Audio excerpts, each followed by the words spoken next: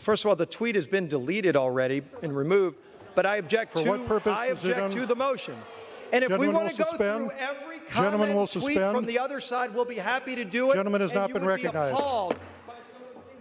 That was Republican Congressman Steve Scalise defending this racist tweet that Rep. Clay Higgins posted yesterday and deleted, where he called Haitian immigrants thugs, wild, and gangsters. And I think we all know what racist word he actually wanted to use. But what I want to talk about in this video is, how did we get here? We're lying about legal immigrants. 7 months ago, this happened. We just got word on the details in a Senate bill on the border and foreign aid. That's right. Republicans and Democrats came together and created a bipartisan solution for the problem at the border. It was going to build more wall. It had an increase for protect the border. It was going to create more beds. It was going to have more deportation flights. It was going to end abusive parole, change asylum laws, ending catch and release, which would allow cases to be adjudicated faster. And for those who had to deal with real asylum claims, they would be processed faster. More wall, less catch and release. Sounds like the Republican wet dream when it comes to the border, right? Well, here's what Republican Senator Lankford said of Oklahoma when hearing about this bill. Senator Lankford, the Republican from Oklahoma, who's been critical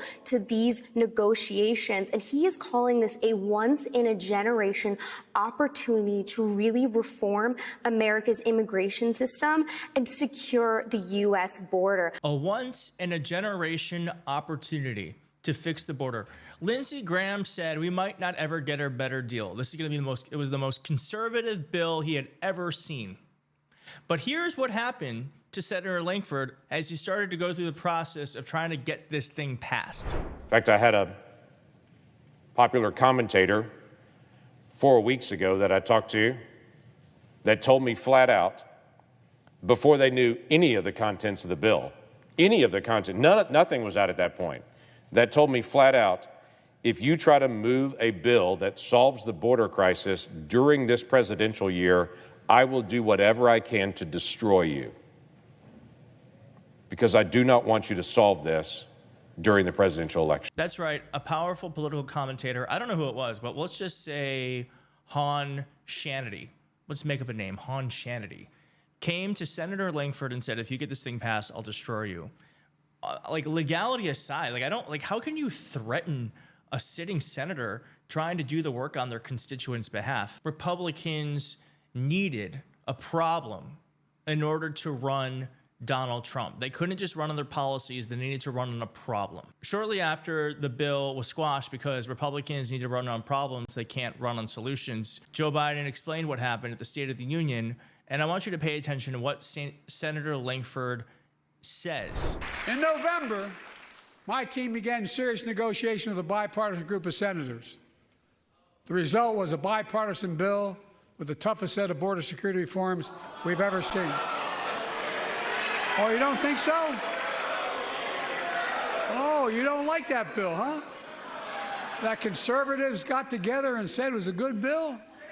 I'll be darned. That's amazing.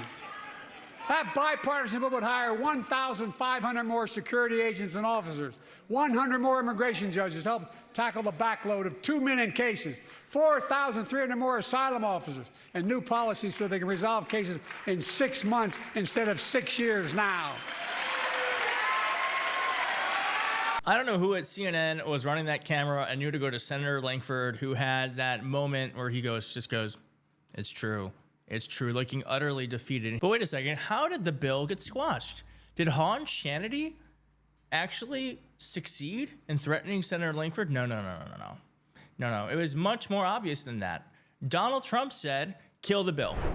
And I'll fight it all the way. I notice a lot of the senators are trying to say respectfully, they're blaming it on me. I said, that's okay, please blame it on me, please. And here's Mitt Romney's reaction after Donald Trump successfully killed the bill. Oh, I think the border is a very important issue for Donald Trump. And the fact that he would communicate to Republican senators and congresspeople that he doesn't want us to solve the border problem because he wants to blame Biden for it is really appalling. But the reality is that we have a crisis at the border. The American people are suffering as a result of what's happening at the border. And someone running for president ought to try and get the problem solved, as opposed to saying, hey, save that problem. Don't solve it. Let me take credit for solving it later. So my question is this: why is everyone who is paid to talk about politics, to pay attention to politics, people who are reporters, pundits, politicians, acting brand new when it comes to this? I am a little YouTuber. I guess I'm a YouTuber now.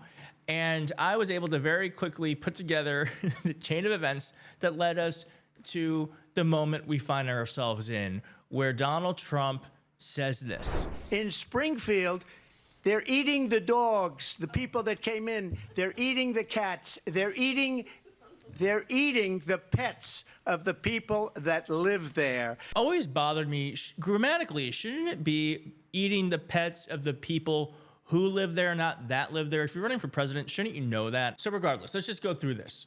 Republicans and Democrats come together with a bill. Republicans are then threatened that if they pass the bill, they will be destroyed by political commentators and then by Donald Trump. The bill fails. And then Donald Trump proceeds to run on the border, saying an insane viral story that he knows isn't real in order to kick it up into the atmosphere. And it's worked spectacularly. And how do I know Donald Trump knows that this isn't real? Well, because his running mate said that they made up the story. The American media totally ignored this stuff until Donald Trump and I started talking about cat memes. If I have to, create stories so that the American media actually pays attention to the suffering of the American people, then that's what I'm going to do, Dana. Sorry, you just said that you're creating the story. What's that, Dana? What's that, Dana? Did I just accidentally let it slip that I'm full of shit? What's that, Dana? And he is full of shit, because here is the Republican governor talking about the made-up story, saying it's not true. And here's a question I never thought I would have to ask, but do you see any evidence as governor of the state that Haitian immigrants are eating pets?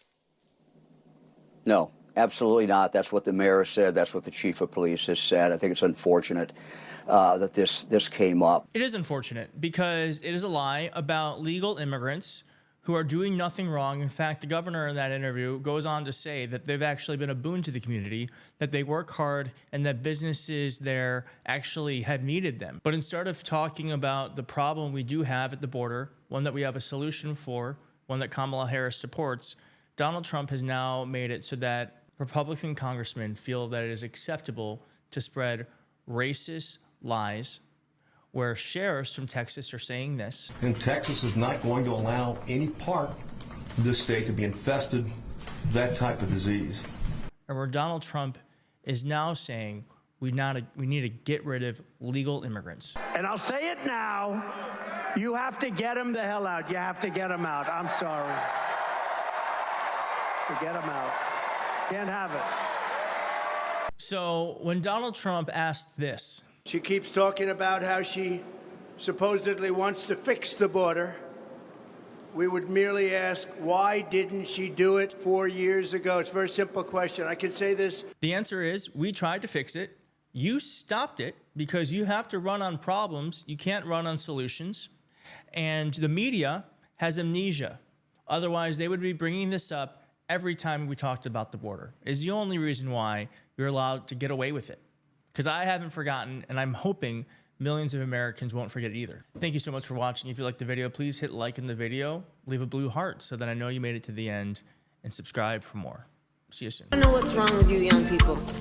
You think you just fell out of a coconut tree?